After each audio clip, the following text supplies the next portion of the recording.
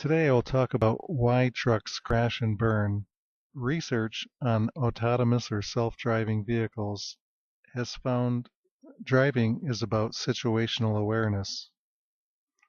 Situational awareness is a state of mind in which the driver is aware of the traffic situation around his vehicle. Studies have found there are 5 levels of awareness. Each awareness level has been given a color code. The first is condition white. Condition white is being unaware. About 75% of drivers are in this state. Condition yellow is being in a state of relaxed readiness. This is the defensive driving mindset.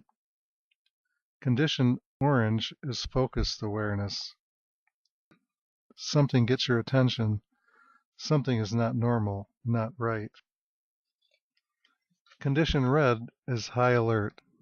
You respond, not react, to the situation at hand.